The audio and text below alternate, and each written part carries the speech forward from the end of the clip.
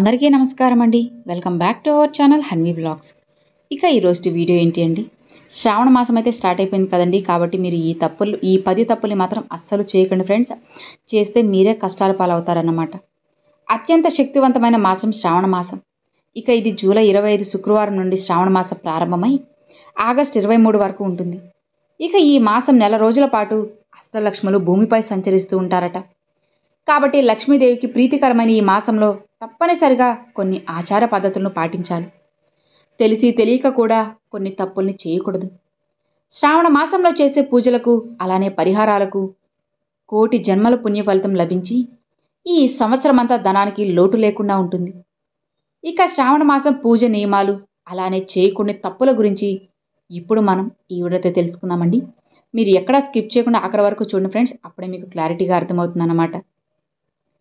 ఇక శ్రావణ మాసంలో వచ్చే శ్రావణ శుక్రవారాల్లో తప్పనిసరిగా లక్ష్మీదేవిని పూజించాలి. ఇక శ్రావణ శుక్రవారం లక్ష్మీదేవిని పూజిస్తే మీ ఇంటిపై అష్టలక్ష్మిల ఆశీర్వాదం కలుగుతుంది. ఇక వెంకటేశ్వర స్వామి జన్మ నక్షత్రం శ్రవణ నక్షత్రం. కాబట్టి ఈ శ్రావణ మాసంలో వచ్చే ప్రతి శనివారం నాడు తప్పనిసరిగా వెంకటేశ్వర స్వామిని పూజించి శ్రీనివాసుడి అనుగ్రహాన్ని సులభంగా పొందండి. ఇక శ్రావణ మంగళవారం నాడు సుమంగళి స్త్రీలు తప్పనిసరిగా మంగళ గౌరీ వ్రతాన్ని చేసుకోవాలి. ఇక మంగళ గౌరీ వ్రతాన్ని చేసుకుంటే ఆడవారికి దీర్ఘ సుమంగళ ప్రాప్తి కలుగుతుంది. మీ కుటుంబం అంతా సుఖ సంతోషాలతో జీవిస్తారు. ఇక ఈ మాసం నెల రోజులు మాంసాహారానికి దూరంగా ఉండాలి. అలానే మద్యం సేవించకూడదు. ఈ నెల రోజులు తప్పనిసరిగా ఆహార విషయంలో కొన్ని జాగ్రత్తలు తీసుకోవాలి. అయితే ఈ మాసంలో వంకాయ కూర తినకూడదు. ఎందుకంటే వంకాయ అశుద్ధమైనదని నమ్మకం. కాబట్టి ఈ మాసంలో వంకాయ తినకూడదని అంటారు. ఇక శ్రావణ మాసంలో ఆడవారు ఉపవాసం ఉంటే చాలా మంచిది. ఈ నెలలో చేసే ఉపవాస దీక్షలకు ఎంతో పుణ్య ఫలితం ఉంటుంది. ఇక ఈ పవిత్రమైన శ్రావణ మాసంలో ప్రతి ఒక్కరూ తెల్లవారుజామున నిద్రలేవాలి. లక్ష్మీదేవి సంచరించే ఈ శ్రావణ మాసంలో ఎవరైనా ఆలస్యంగా లెక్కిస్తే అలాంటి ఇళ్లలోకి లక్ష్మీదేవి ప్రవేశించకుండానే వెళ్ళిపోతుంది. ఇక ఇంట్లో ఆర్థిక సమస్యలు ఏర్పడతాయి. కాబట్టి ఈ మాసంలో నెల రోజులు ఆడవారు తెల్లవారుజామున నిద్రలేచి ఇల్లంతా శుభ్రం చేసుకొని ఇంటి ముందు ముగ్గులు వేసి తప్పనిసరిగా తులసి మాతను పూజించాలి. ఈ మాసంలో తులసిని పూజించిన వారికి లక్ష్మీదేవి ఆశీర్వాదం సులభంగా లభించి కోరిన కోరికలన్నీ తీరుతాయి. మీ ఇల్లంతా సుఖ సంతోషాలతో నిండుతుంది. ఇక ఈ మాసంలో తప్పనిసరిగా ఒక చిన్న లక్ష్మీదేవి విగ్రహాన్ని తెచ్చుకొని ప్రతి శుక్రవారం లక్ష్మీదేవికి పాలతో అభిషేకం చేయండి. లక్ష్మీదేవి ఎంతో సంతోషించి మీ ఇల్లంతా కనక వర్షంతో నింపేస్తుంది. ఇక లక్ష్మీదేవి ఆశీర్వాదాన్ని సులభంగా పొందాలి అంటే మీ పూజ గదిలో ఉన్న లక్ష్మీదేవి చిత్రపటానికి గాజుల మాలను వేయండి. మన హిందూ ధర్మంలో గాజులకి చాలా విశిష్టత. కాబట్టి లక్ష్మీదేవి చిత్రపటాలకి గాజుల మాలను సమర్పిస్తే మీ పూజలకు విశేషమైన పుణ్య ఫలితం లభించి కోరిన కోరికలన్నీ తీరుతాయి. ఇక భార్యాభర్తలు తప్పనిసరిగా ఈ మాసంలో బ్రహ్మచర్యం పాటించాలి.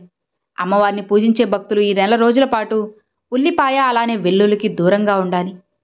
అయితే కొన్ని నమ్మకాల ప్రకారం ఈ మాసం నెల రోజులు పాల పదార్థాలకు కూడా దూరంగా ఉండాలి.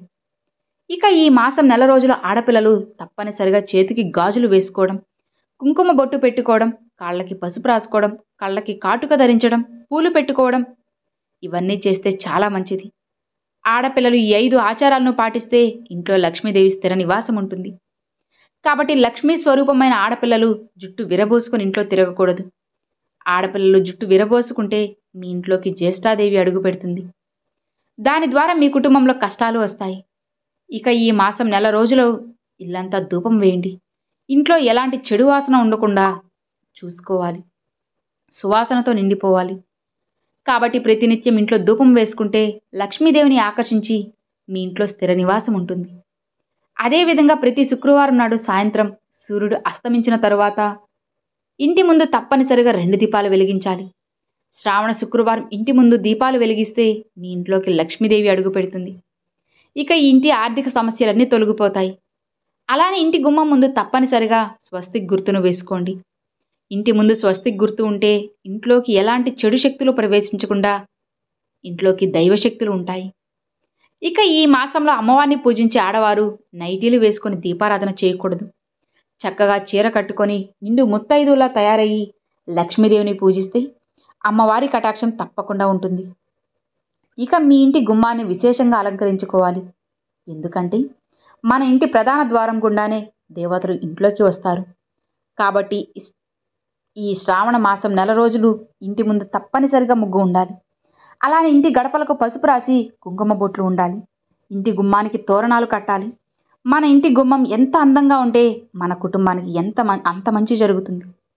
ఇక ప్రతి శ్రావణ శుక్రవారం తప్పనిసరిగా ఇంటి గడపలకు పసుపు రాసి ఇల్లంతా పసుపు నీళ్లు చల్లుకొని ఇంట్లో లక్ష్మీదేవిని పూజించండి. దైవశక్తులు సంచరించే ఈ శ్రావణ మాసంలో ప్రతి ఒక్కరూ ఇంటిని శుభ్రంగా ఉంచుకోండి. ఇంట్లో సాలి పురుగులు లేకుండా, ఎలాంటి చెత్తా చెదారం లేకుండా ఇంటిని శుభ్రంగా చేసుకోండి. అప్పుడే మీ ఇంటిపై దేవతల ఆశీర్వాదం ఉంటుంది. ఇక ఈ మాసంలో లక్ష్మీనారాయణతో పాటుగా పరమేశ్వరిని కూడా పూజించాలి. ఇక ఈ మాసం అంటేనే శివయ్యకు కూడా చాలా ప్రీతికరమైన మాసం. కాబట్టి ప్రతి శ్రావణ సోమవారం నాడు ఏదైనా సరే శివాలయానికి వెళ్ళి శివలింగానికి జలంతో అభిషేకం చేసి ఆ జలాన్ని తలపైన చల్లుకోండి. ఇక మీ సమస్యలన్నీ తీరిపోయి శివానుగ్రహం కలుగుతుంది. ఇక ఈ మాసంలో వచ్చే ప్రతి మంగళవారం అలానే ప్రతి శుక్రవారం నాడు మగవారు గడ్డం కత్తిరించుకోకూడదు, అలానే జుట్టు కత్తిరించకూడదు.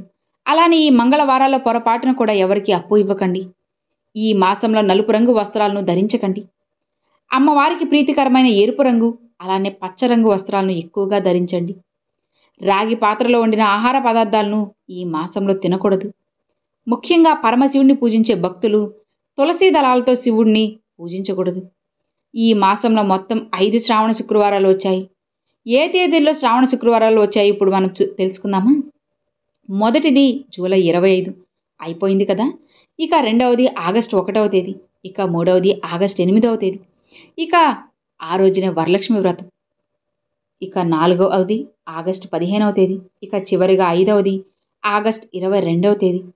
కాబట్టి మీరు ఇలాంటి చిన్న చిన్న నియమాలను పాటిస్తూ లక్ష్మీదేవిని పూజించండి. అలానే శ్రావణ శుక్రవారాలు ఎప్పుడెప్పుడో కూడా తెలుసుకుందాం కదా. ఇక ఏమాత్రం అడ్డంకులు లేకుండా, ఎలాంటి ఆటంకాలు లేకుండా పూజన చేసుకోవడానికి ఖచ్చితంగా ప్రయత్నించండి. మీకు మీ కుటుంబానికి ఎప్పుడూ కూడా లక్ష్మీదేవి పూర్తి ఆశీర్వాదం అనుగ్రహం అయితే కలుగుతుంది. కలగాలి అని చెప్పి నేను కూడా మనస్ఫూర్తిగా అయితే కోరుకుంటున్నానండి. నమ్మకంతో నమ్మి పూజించండి ఫ్రెండ్స్. డెఫినెట్గా మీకు మంచి రిజల్ట్ అయితే ఉంటుందన్నమాట. సో ఇక మరి విన్నారు కదండి, ఈరోజు ఈ వీడియో మీ అందరికి ఎంతో బాగా నచ్చింది అని అనుకుంటున్నాను. నచ్చితే ఒక చిన్న లైక్ చేయండి. మరికొంతమంది మీ ఫ్రెండ్స్ అండ్ ఫ్యామిలీస్కి షేర్ చేయండి. ఫస్ట్గా మన ఛానల్ చూసేవాళ్ళు సబ్స్క్రైబ్ చేసి సపోర్ట్ చేయండి ఫ్రెండ్స్. Thanks for watching.